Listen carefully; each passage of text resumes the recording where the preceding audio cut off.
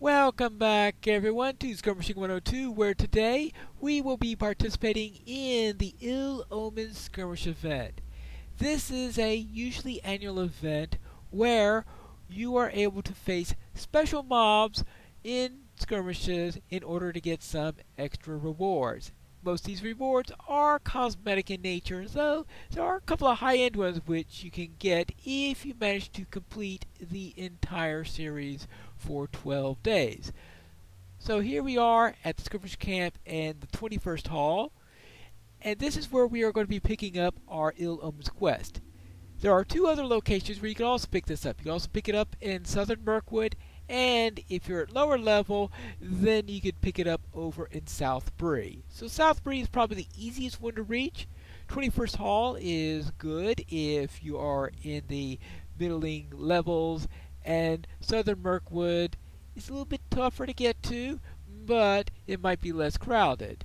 Now here we are at the skirmish camp in the 21st Hall, and here is our NPC, which we need to speak with. Hello there. And today we have Skirmish Assault, Strongholds of the Free People. Now these are the lower level skirmishes, so these are the easiest ones to do if you're at lower level. Could I take a moment of your time? Ah, Pinelore, I've heard tell that the Harbingers of Dead have been spotted near several of the strongholds of the Free Peoples.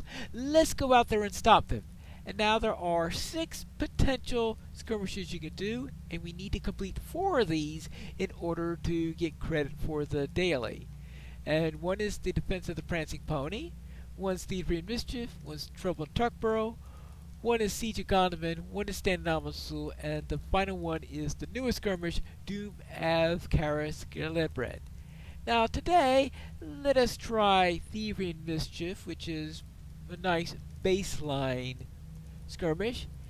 And in our next episode, let's see what the Ill Omens are like if we run it under Doom of Karis Gelebred. I'm sure it could add some spice to it if we run into it at a weird time.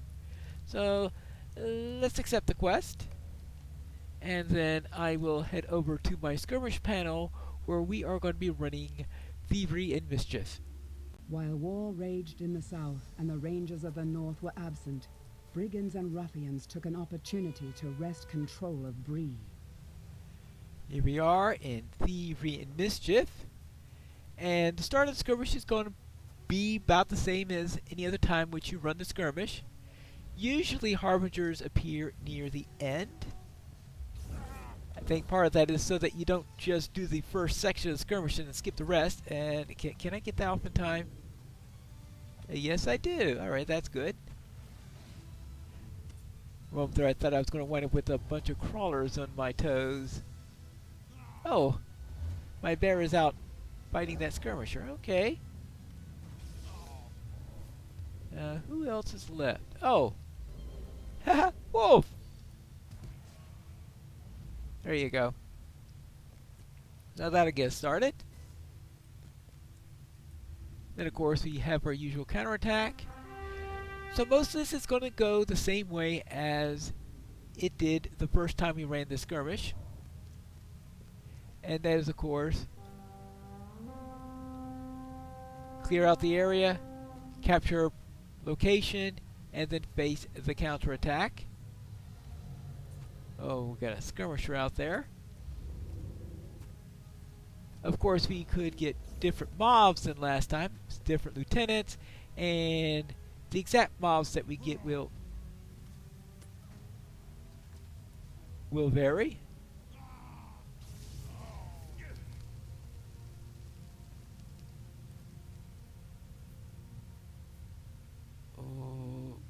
Huh? Okay.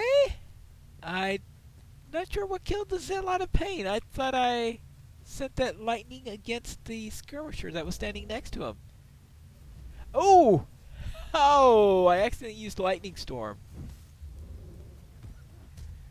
Alright, I didn't mean to use it at that point, but alright, I guess that's what I get for not paying attention to which skill I hit. Oh, there we go. I think it might be off cooldown by the time I will be really needing it in the next counterattack. There we go. I had some trouble concerning this in my Carterland series, where I'm playing a Lore Master in that one. Of course, I'm too low a level to have Lightning Storm, because Lightning Storm requires you to dabble in the red lines. So I usually fill up my blue line before I go into red line. And of course, if I wind up doing that, it'll be a pretty high level I'll have to be before I get Lightning Storm, because it's in the 3rd level in there. And as a result of that, I had forgotten that, yes, Lightning Storm is a Lore Master skill, despite what I may have said in the other series. Because I had forgotten, oh yes. I was thinking, was it a Lore Master skill, or was it a Runekeeper skill? Or actually, Runekeeper skills had a lot more lightning skills than a Lore Master has, which is probably why I was thinking for a while that was a... I've been playing a lot of lightning classes lately. I have the Lore Master here who has a couple of lightning skills. I've been playing the Runekeeper who has an entire line dedicated for lightning skills. I almost went and used Lightning Storm again at the wrong time. And then in Dungeons & Dragons Online, I am playing a Storm Singer, who of course has a number of things relating to lightning also in addition to that. And oh, no lieutenant, so I might as well just do that, and you'll be done. I gotta be careful, because we also of course have the usual encounters. None yet though. I mean, one of them will come out through that door, and the other one is off playing near Bill Fernie's house. So neither of them in this particular case. So I don't think I saw the billboard come up. I should pay attention to that just in case it ever does pop up, but now I don't see anything in the message. Oh! I completely missed the wolf. I guess the wolf didn't see the bear. Alright, let's see. What are we going to do with this guy?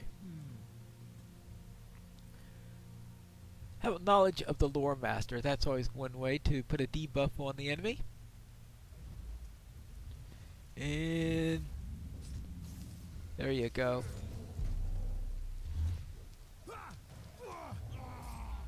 Hey, what happens if I do whack? Yeah, I'm just getting a number of these flanking maneuvers done. You shouldn't associate the bear with having all that many flanking maneuvers, but I guess I've been thinking from an earlier time, back in the days when I almost never flanked with the bear. They must have adjusted it at some point. Either that or my memory about how well they flanked was really, really poor. And that's one way to take care of an entire counterattack. There you go. Probably was overkill. But occasional overkill is nice to see. I just have to make sure I don't use the my key skills at the wrong time, because I'm soon going to be running into the Harbinger, and when I do, I certainly want to make sure that I have my Murder Crows ready, for example. Alright, let's see. Let's send you against the Venomous Blood Arrow. And you... yeah. Oh, actually... ooh, he got that... he got that real nasty power thing off. Good thing I noticed that, because that Fear Arrow is a real pain. So I suppose they have Clever Escape, so I might be able to get out of it that way. Does Clever Escape take care of messes? Yeah, it prevented from being Alright, see. Fellowship maneuvers, stasis, yeah, includes stasis. Alright, there you go. And you. And finally, this wolf over here that I completely missed before.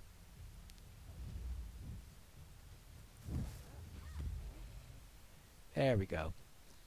Now, let's bring this out.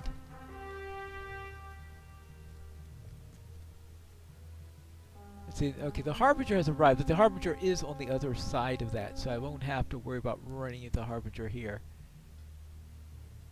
Oopsie daisy. Oh, he moved! Okay, that's the problem, is the induction time on that is so long that it's possible for the target to move away from all the rest of the mobs, since all the rest of the mobs were ranged mobs, and he was, well, not a ranged mob, except he stopped to blow his horn. I thought I'd have plenty of time there. Now, normally I would go after Mr. Great Thistle with Murder of Crows, just to take care of him that way, but since I'm saving Murder of Crows for the Harbinger, I shall just use normal techniques against this guy. And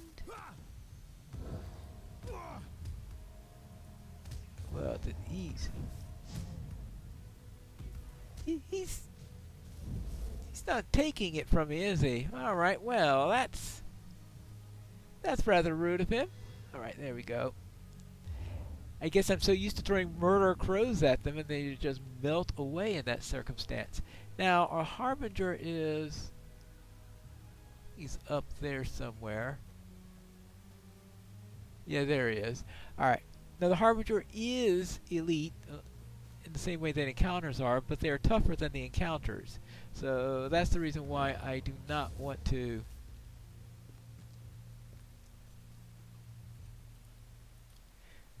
go and use up murder crows against me, because I know that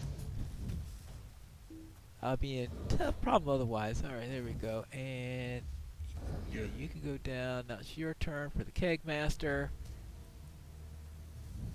And oh, I was about to say we have to worry about when he tries to heal himself, but he died before he had a chance to do that. Good. Alright, here is our Rabid Bree Wolf. Good. Now, let's see, what have we got here?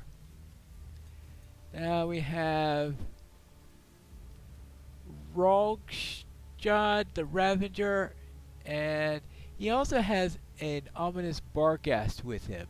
Now, if you're playing non-solo, if you're at a higher count than non-solo, then there will actually be more than one of these. So the allies, they would have 2 allies in a 3-player group, and 3 with a 6-player. Don't remember how many with raid, but I would presume it's more than 3. And when you have that in the larger groups, there will be a shield around the boss that will keep you from attacking them until all the minions are down.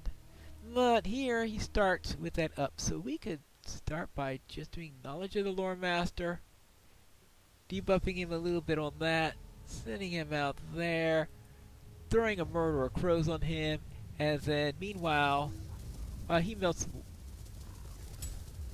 away,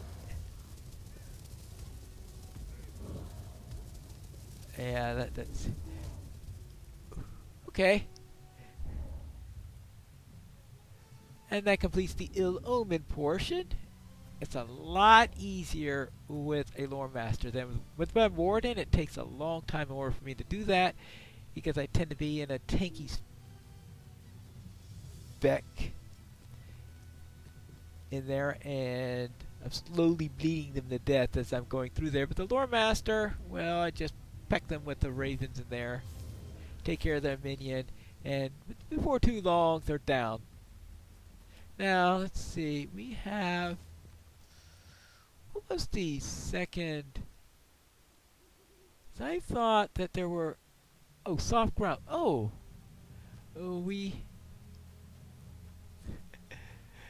We not only had the ill omen in this area, but we also have Padfoot. There we go. There we go. Padfoot. Hey, there's a lynx for you to go after. And... Here, kitty, kitty, kitty. There you go. Oh, it gave me a sprain. Alright. And let's see, it's good.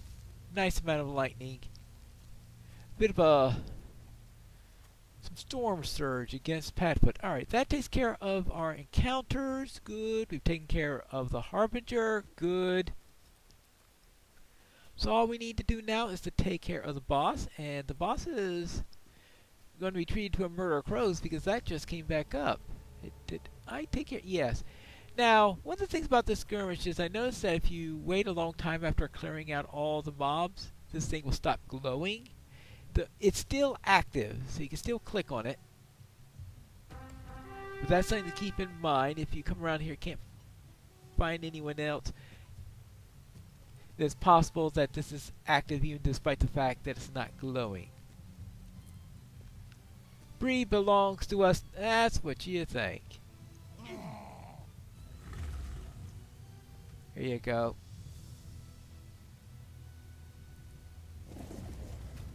Alright, there. Yeah, you can do that. Really? He doesn't last all that long. Let's grab this. Good. Get a fancy wood chest. Good. We've done with them. Good. There is more to do. The world is besieged by evil. But for tonight, we may celebrate a great victory. If you say so. That was the first of our 4 skirmishes today. In order to be able to actually get credit for the daily, we'll need to complete 4 of the 6 skirmishes that are listed on here. On most days, there will be 5 listed when you do them, and there is one day where you have only 4 of them that you need to do.